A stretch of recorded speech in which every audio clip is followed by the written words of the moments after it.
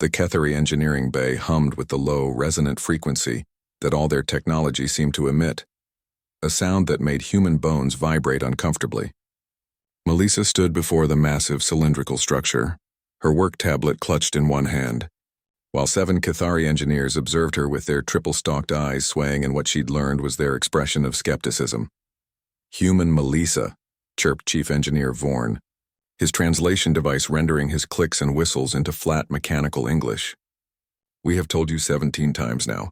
The quantum resonance core has been non-functional for 1,043 of your Earth years. Our finest minds have attempted restoration. It cannot be done." Melissa smiled, that particular smile Burak always said made her look dangerous. "And I've told you 17 times, Vorn. I haven't looked at it yet." Burak leaned against a support column nearby, arms crossed, trying not to grin. He'd seen that look before. 3 months ago, when the entire human delegation's water reclamation system had failed, and the Kethari had insisted they'd need to wait 6 weeks for replacement parts from Earth. Melissa had fixed it in 40 minutes with spare parts from a coffee maker and a solar panel. The Kethari had been perplexed. "The core is the heart of Station Gamma 7, Vorn continued, his eye stalks drooping in what might have been sadness. "When it functioned, this station housed 4 million of our people. It provided unlimited clean energy, environmental regulation, artificial gravity without the spinning modules. Now we live in the outer rings in discomfort because we have forgotten what our ancestors knew."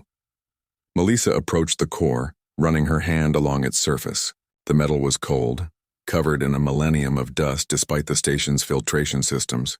Holographic displays floated around it, all showing flat lines and error messages in the flowing Kethari script. "What have you tried?"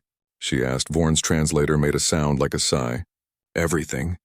We have replaced every external component.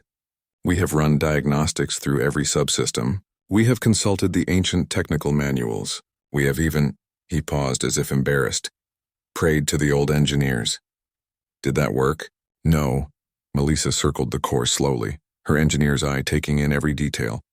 Burak watched her work, recognizing the intense focus she got when solving a problem. They'd met at the Istanbul Technical University, both in the mechanical engineering program.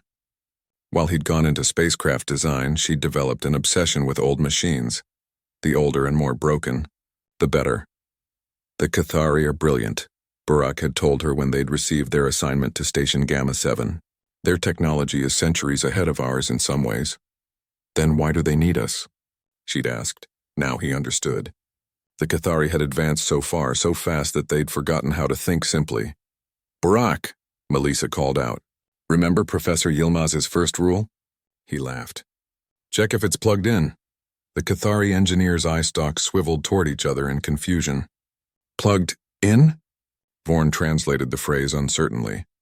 Melissa had found what she was looking for, a panel near the base of the core, sealed but not locked. She pulled her multi-tool from her belt, selected a flat edge, and popped the panel open. Inside was a rat's nest of crystalline conduits, all glowing faintly except for one thick cable that led upward into the core's base. She traced it with her fingers, following it to a junction box mounted on the wall behind the core. The box was hidden in shadow, forgotten, covered in dust so thick it had formed a crust. "What is that?" Vorn asked, moving closer. "Your problem," Melissa said. She brushed away the dust, revealing a simple mechanical switch. It was in the off position. The engineering bay went silent except for that omnipresent hum. "Impossible," Vorn whispered. "The schematics show no such primitive mechanism." "Because whoever drew your schematics," Melissa said, gripping the switch, "probably assumed everyone would know about the emergency shutdown. It's a safety feature. If something goes catastrophically wrong, someone hits the kill switch. The core shuts down to prevent damage, but for 1,000 years?" Melissa shrugged. "Maybe someone panicked during an emergency. Maybe it was an accident. Maybe someone sabotaged it. Doesn't matter now." She looked at Vorn. "Do you want me to try it?"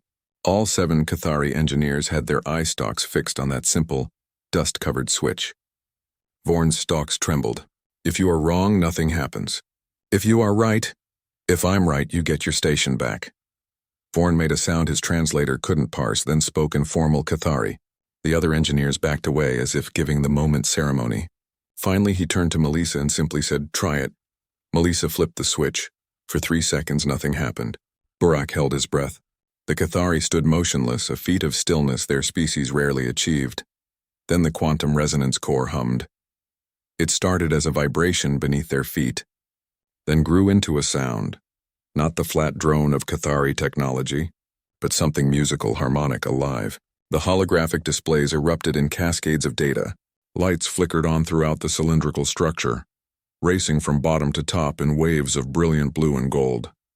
The entire station shuddered as systems that had slept for a millennium awakened. Somewhere in the distance, Burak heard a sound like thunder as the gravity generators in the central hub activated.